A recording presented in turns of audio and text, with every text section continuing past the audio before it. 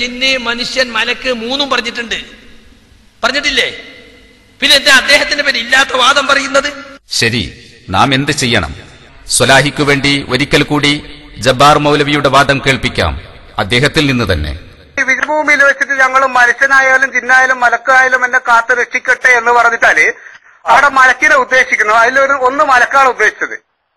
എന്നെ രക്ഷിക്കൂന്ന് ഉദ്ദേശിച്ചിട്ടല്ലേ? ഒരുപാട് വിഡ്ഢിത്തം പറയില്ലല്ലോ. മലക്കാണ് ആ ശിർക്കിന്റെ അഭൗതിക വിശ്വാസം വരുന്നില്ല, ശിർക്ക് വരുന്നില്ല എന്നാ പറഞ്ഞത്. അവിടെ പിന്നെ അദൃശ്യമായ ഒരാളോട് നമ്മൾ ചോദിക്കുമ്പോ അത് അഭൗതികം തന്നെയല്ലേ? അല്ല, അദൃശ്യം വിചാരിച്ചുകൊണ്ട് അഭൗതികമാവില്ല. ഉറക്കം നടിക്കുന്നത് കൊണ്ടാണോ അതോ ഓർമ്മക്കുറവ് കൊണ്ടാണോ എന്ന് നമുക്കറിയില്ല. സ്വലാഹി മുമ്പ് പറഞ്ഞത് തന്നെ ഏറെ വൈകാതെ അദ്ദേഹം നിഷേധിക്കുകയോ മറക്കുകയോ ചെയ്യുകയാണ്. ഒരു വേദിയിൽ അദ്ദേഹം തന്നെ വായിക്കുന്നത് കേൾക്കൂ. കേട്ടോളൂ. രാത്രിയുടെ ഇരുളിൽ തപ്പിത്തടഞ്ഞു നീങ്ങുന്ന ഒരാൾ തന്റെ തൊട്ടടുത്തുനിന്ന് ശബ്ദം കേൾക്കുന്നു. ആളെ കാണുന്നില്ല. തന്റെ മുമ്പിലുള്ള ഈ ശബ്ദത്തിന്റെ ഉടമ ജിന്നായിരിക്കാമെന്ന വിശ്വാസത്തിൽ എന്നെ ഒന്ന് സഹായിക്കാമോ? അങ്ങനെ പറഞ്ഞാൽ ഒരു വെളിച്ചം തരാമോ എന്നാവശ്യപ്പെട്ടാൽ അത് അഭൗതികമോ കാര്യകാരണ ബന്ധത്തിനപ്പുറമുള്ളതോ അല്ലെങ്കിൽ സൃഷ്ടികളെ കഴിവിൽപ്പെടാത്തത് തേടുകയോ അല്ല. ആ സഹായാർത്ഥന ശിർക്കുമല്ല.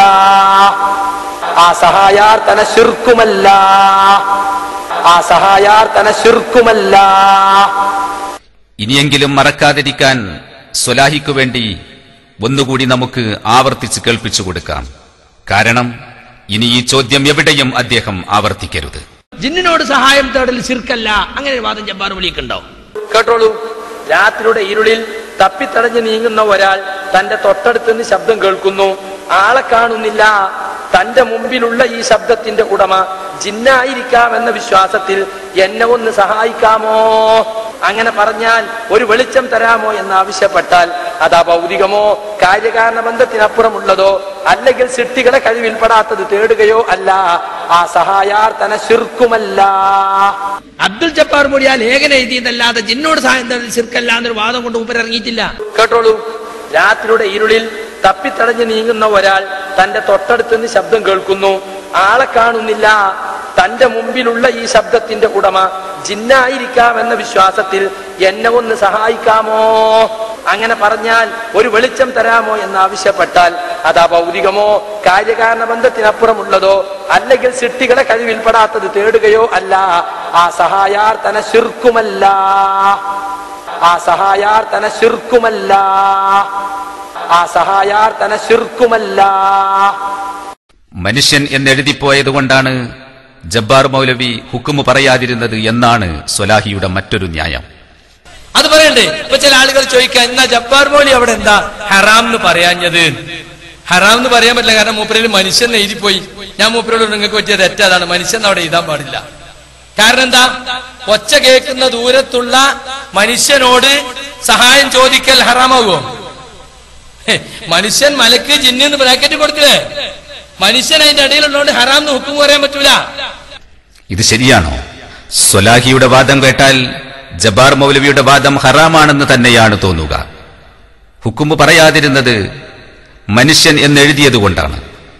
എന്നാൽ അത്തരം ഒരു അബദ്ധം സംഭവിച്ചതുകൊണ്ടൊന്നുമല്ല ജബ്ബാർ മൗലവി അത് ഹറാമാണെന്ന് ഹുക്കുമ് പറയാതിരുന്നത്.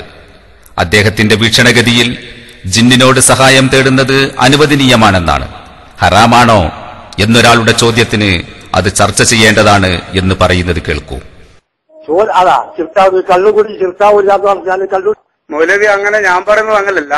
ചോദിക്കാതുള്ളത് നമുക്കാര് ചോദിക്കുമെങ്കിൽ ചെറുക്കല്ല, അപ്പൊ ഹറാമാണോ? അതാ പറഞ്ഞ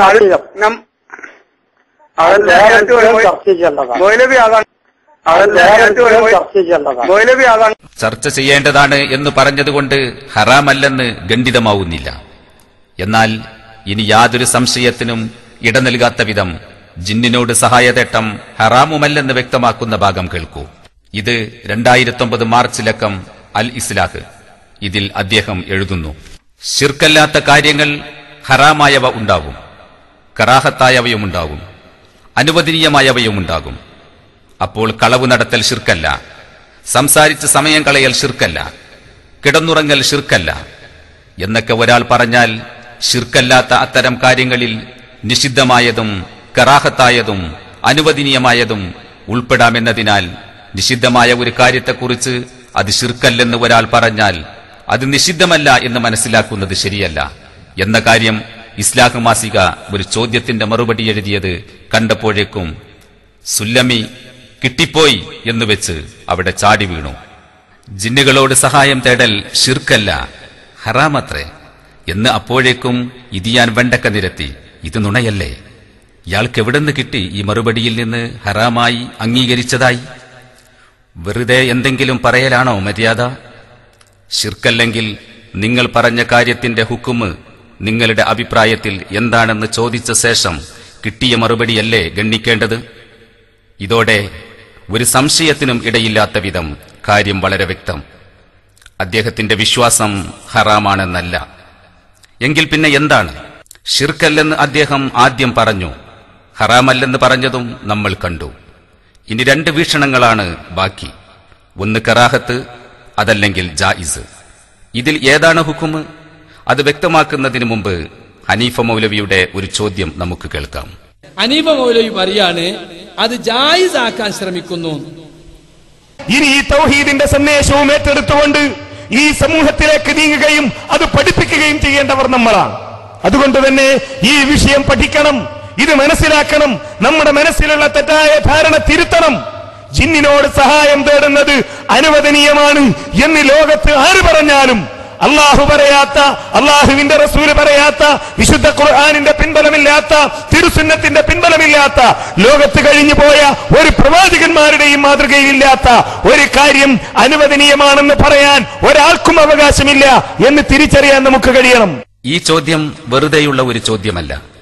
ഇങ്ങനെ ഒരു സംഘം ഇതിന് പ്രവർത്തിക്കുന്നത് വ്യക്തമായും കൃത്യമായും അറിഞ്ഞുകൊണ്ടുള്ള ചോദ്യം തന്നെയാണ്. ഈ ചോദ്യത്തെ സ്വലാഹി ഒരു വെല്ലുവിളി രൂപത്തിൽ നേരിടുന്നത് കേൾക്കൂ. അപ്പൊ ആരോപണം അനുവദനീയാക്കുന്നുണ്ട് എന്ന് നിഴൽ യുദ്ധമുള്ളപ്പോ, നിഴൽ യുദ്ധം നടക്കണേ, ഇവിടെ ആരോ ജിന്നിനോട് സഹായം ചോദിക്കൽ അനുവദനീയമാണെന്ന് പറയുന്നുണ്ട്, അത് നിങ്ങൾ വിശ്വസിക്കരുത്, ഒരു തെളിവില്ല. ആരാ ഇവിടെ പറഞ്ഞേ? ശരി, ഈ ചോദ്യം ഉന്നയിക്കുന്നവർ ആരൊക്കെയുണ്ടോ അവർക്കുള്ള വിശദീകരണമാണ് നാം കേൾക്കാൻ പോകുന്നത്. സ്വലാഹിയുടെ ഈ ചോദ്യം ജനങ്ങളെ കബളിപ്പിക്കലാണ്. സ്വലാഹി അടക്കം ജിന്നിനോട് സഹായം ചോദിക്കൽ അനുവദനീയമാണെന്ന വാദക്കാരനാണെന്ന് ഒരു ആശങ്കക്കും ഇടയില്ലാത്ത വിധം വ്യക്തമാക്കാൻ പോവുകയാണ്. സർവ്വനിഗൂഢതകളും കള്ളപ്രചാരണങ്ങളും പുറത്തുകൊണ്ടുവരികയാണ് ഈ ഡോക്യുമെന്ററിയുടെ ലക്ഷ്യം. എന്തെങ്കിലും തട്ടിപ്പും വെട്ടിപ്പും നടത്തി തെറ്റിദ്ധരിപ്പിക്കാനുള്ള യാതൊരു പരിശ്രമവും ഇതിന് പുറകിലുണ്ടായിരിക്കുകയില്ല എന്ന് ഒന്നുകൂടി ഉണർത്തട്ടെ. സ്വലാഹിയുടെ ചോദ്യം ഒന്നുകൂടെ കേൾക്കാം. അപ്പൊ ആരോപണം അനുവദനീയാക്കുന്നുണ്ട് എന്ന് നിഴൽ യുദ്ധമുള്ളപ്പോ, നിഴൽ യുദ്ധം നടക്കണേ, ഇവിടെ ആരോ ജിന്നിനോട് സഹായം ചോദിക്കൽ അനുവദനീയമാണെന്ന് പറയുന്നുണ്ട്, അത് നിങ്ങൾ വിശ്വസിക്കരുത്, ഒരു തെളിവില്ല. ആരാ ഇവിടെ പറഞ്ഞേ? ആദ്യമായി ജബ്ബാർ മൗലവിയുടെ വിശ്വാസം എന്ത്? ശിർക്കല്ലെന്നും ഹറാമല്ലെന്നും നാം മനസ്സിലാക്കി കഴിഞ്ഞു. ഇത് അബ്ദുൽ ജബ്ബാർ മൗലവിയുടെ തൗഹീദ് വിമർശനങ്ങൾക്ക് മറുപടി എന്ന കൃതി. ഇതിന്റെ 206 പേജിൽ അദ്ദേഹം എഴുതിയത് ഇങ്ങനെ വായിക്കാം. ഇനി അതേ മനുഷ്യൻ അവിടെ വെച്ച് ചിന്തിക്കുന്നു, ഇവിടെ എന്റെ ശബ്ദം കേൾക്കുന്ന പരിധിയിലെവിടെയും ആരുമില്ല. ഞാൻ വിളിച്ചാൽ മനുഷ്യർ ആരും തന്നെ വരികയുമില്ല. അതിനാൽ ഞാൻ അങ്ങോട്ട് കാണുന്നില്ലെങ്കിലും ഇവിടെ എന്നെ ഇങ്ങോട്ട് കാണുന്ന മലക്കുകളോ ജിന്നുകളോ ഉണ്ടാവാം. അവർ സഹായിക്കുമെങ്കിൽ സഹായിക്കട്ടെ എന്ന ചിന്തയിൽ അള്ളാഹുവിന്റെ അടിമകളെ എന്നെ സഹായിക്കണേ എന്ന് വിളിച്ചു പറഞ്ഞാലോ അത് പ്രാർത്ഥനയാകുമോ? ഇല്ല. ഇവിടെ ഞാൻ കാണുന്നില്ലെങ്കിലും എന്നെ കാണുന്നുണ്ടാവും, എന്റെ ശബ്ദം കേൾക്കുന്നുണ്ടാവും. ഭൗതികമായ രൂപത്തിൽ തന്നെ എന്നെ സഹായിക്കാൻ അവർക്ക് കഴിയും എന്ന വിശ്വാസത്തിലുള്ള വിളിയാണ്, പ്രാർത്ഥനയല്ല.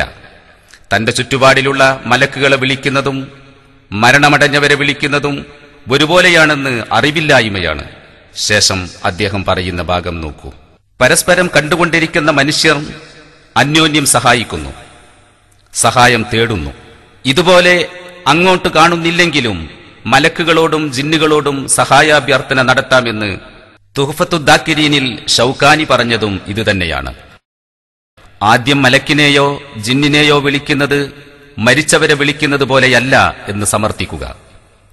ശേഷം തുഹ്ഫത്തുദ്ദാക്കിരീനിൽ അനുവദനീയമാണെന്ന് ഷൗക്കാനി പറഞ്ഞ ഉദ്ധരണിയെ തെളിവായി ഉദ്ധരിക്കുക.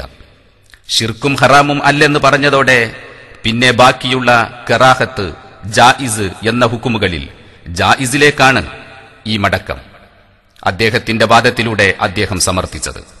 ചിന്തിക്കൂ സഹോദരന്മാരെ, ഇവിടെ അനുവദനീയമല്ലെന്ന വാദം ആർക്കുമില്ലേ? ഇതദ്ദേഹം എഴുതിയപ്പോൾ വന്ന അബദ്ധമാണെന്ന് പറഞ്ഞൊഴിവാകാൻ ഒരിക്കലും സാധ്യമല്ല. കാരണം അത് അദ്ദേഹത്തിന്റെ ദൃഢവിശ്വാസമാണ്. എഴുത്തിൽ അബദ്ധം വന്നതാണെങ്കിൽ സംസാരത്തിലും അബദ്ധം വരില്ലല്ലോ. ഇതേ കാര്യം വള്ളിപുള്ളി തെറ്റാതെ അദ്ദേഹം പറയുന്നത് ഒന്നുകൂടി കേൾക്കൂ. ഞാൻ ചോദിക്കുന്നത് ഇസ്ലാമിന്റെ ഒരു വിധിയാ. ആ വിധി ഇസ്ലാമിന്റെ വിധിയിൽ ഞാൻ പറയല്ല. അപ്പം വിളിച്ച് പ്രാർത്ഥിച്ചു കഴിഞ്ഞാല് ശിർക്കാണ്. പ്രാർത്ഥന വരുന്നില്ല. അദൃശ്യരായോട് നമ്മൾ ചോദിക്കും അത് ശിർക്കല്ലേ? ഇപ്പൊ സംസാരം ഇവിടെയുള്ള ജില്ലകളോ മരക്കുകളോ കേൾക്കുന്നുണ്ട് എന്ന് ഞാൻ വിശ്വസിച്ചാൽ അതിലെ കാലത്തിന്റെ അപ്പുറമൊന്നുമില്ല. ഇല്ല, അത് വിശ്വസിച്ചാൽ പിന്നെ ശിർക്കായെന്ന് തോന്നുന്നില്ല. കാരണം എന്താ പറയുക, ജിന്നിനും അത് ഞങ്ങളെ കാര്യങ്ങൾ അറിയുമെന്നും ഖുർആൻ പറഞ്ഞു ശിർക്കില്ല. അവരോട് ചോദിച്ചാലും അവരോട് പറഞ്ഞാലും ആവശ്യപ്പെട്ടാലും വരൂല. അതാണ് പ്രശ്നം. അതാ അവരോട് ചോദിച്ചാൽ അവരോട് പറയുന്നില്ലെങ്കിൽ അത് വിഡിത്തല്ലല്ലോ. ചോദിക്കാൻ പറഞ്ഞാൽ തെറ്റില്ല എന്ന് പറഞ്ഞാൽ ഇല്ലാത്തൊരു സംഗതി ചോദിക്കുമ്പോൾ തെറ്റിട്ടാകുന്നില്ലല്ലോ. അർത്ഥം ഞാൻ പറയാൻ വേറെ ഒന്നും പറഞ്ഞുതരാം. അത് പറഞ്ഞെന്നാ. പിന്നെ ഇത് പിന്നെ ഈ